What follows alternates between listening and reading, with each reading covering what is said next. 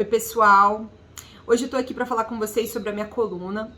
O Valdemar Costa Neto se encontrou com o presidente Jair Bolsonaro nos últimos dias, antes desse pronunciamento ontem, em que o presidente mencionou as eleições. Ele não reconheceu exatamente a derrota, mas não contestou o resultado.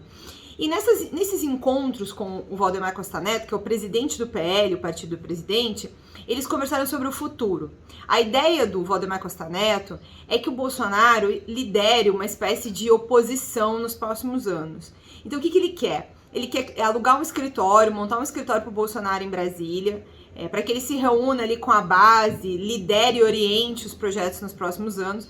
E nesse pacote também foi colocado que o Bolsonaro fique em Brasília. Então o PL deve financiar o aluguel de uma mansão, provavelmente ali no Lago Sul, em Brasília, que é uma região nobre da capital federal, para o Bolsonaro ir morar depois que ele sair da presidência, junto com a atual primeira-dama, Michelle, e a filha deles menor. Também vai ter um salário para o Bolsonaro por causa desse cargo que dentro desse escritório político do PL.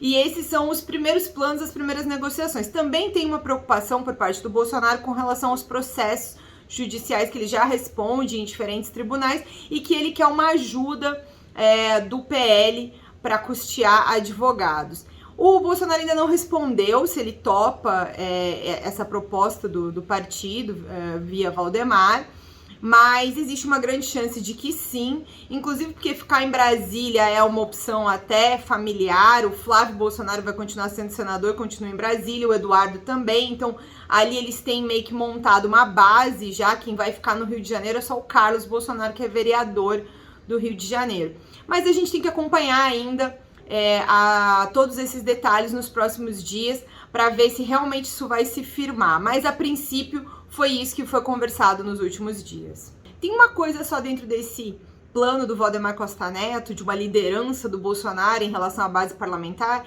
que é o fato de que o Bolsonaro, quando estava no Congresso, não era dado a muitas negociações políticas e nem a participação, nem a nenhuma liderança. Essa liderança que ele criou foi a partir aí um pouco antes da eleição passada, em 2018, em torno da ideia presidencial. E mesmo durante os anos em que ele foi presidente, ele teve muita dificuldade de fazer negociações políticas, liderar projetos, e ele tinha a força da presidência da República. Sem a força da presidência, ou a caneta BIC, como o próprio Bolsonaro costumava dizer, como é que vai ser um Bolsonaro liderar uma bancada, né? Isso tudo a gente ainda precisa acompanhar para ver se pode e vai acontecer na prática. Uau!